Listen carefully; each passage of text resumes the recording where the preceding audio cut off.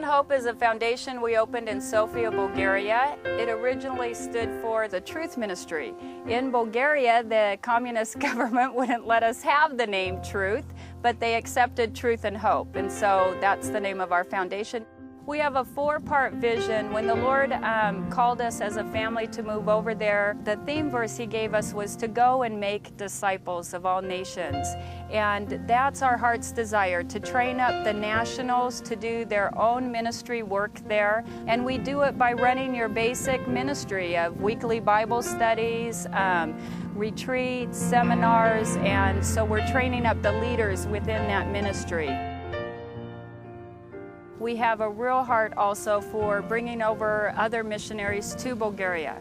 There's no other Calvary Chapel long-term missionaries in Bulgaria right now. There never has been, to our knowledge. We're the only long-termers there. And so we have been praying that other Calvary missionaries would come over long-term. And so that's a second part of our long-term vision for the Truth and Hope Foundation, to have a place that short-term teams can come over and work right away, so that maybe God would touch some people's hearts to bring them back long-term. And then a third part for the vision is to have a conference center where we could do retreats. We've been doing a lot of retreats in Bulgaria, but it's very hard to find hotels where we can do it. The conference hall is usually a bar, and so we've been praying to have a Christian conference center, which they have nothing like this in Bulgaria. And then the fourth part of our vision is to also have a home where we could minister to women in need. There are no homes for women who have been abused. There's no home for unwed mothers. There's no home for a woman in need. They're just on their own. And it breaks your heart when you get a call that a woman's been beat by her husband and he broke her nose. Do you know where she can go? And there's no place to put her. And so that's our vision for Bulgaria, to be able to meet these needs. It would be within one house, which makes it a little bit difficult, but we just don't have the finances to have a conference center and a home for abused women and all of these things. So we're just wrap it up into one house and hopefully meet the need that way.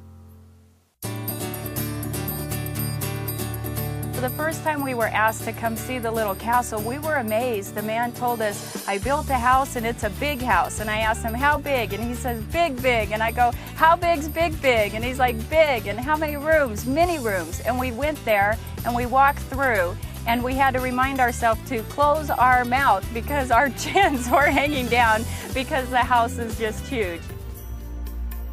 At first glance, when you first look at this building, it looks like a castle. It has a stairway turret. It's a house, but it's a castle. It's huge. And we walked through room after room, floor after floor, and we were just amazed. We stopped and we prayed with Chris and just asked the Lord if this was a house that He wanted for us. And Chris started crying and walked away. Значи аз това място никога не съм го възприемала като нашата къща. I have never accepted this place as our home.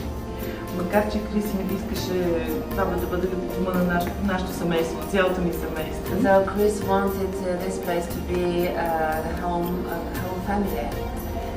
And his wife was smiling. I go, Camelia, is your husband okay? And she's like, he's finally given his house to the Lord. I've always told him this would be a ministry house, that we would never live here, and he finally gave it to the Lord. Our greatest need in our ministry is we've outgrown the facilities we have. So that's why we're looking for this bigger house.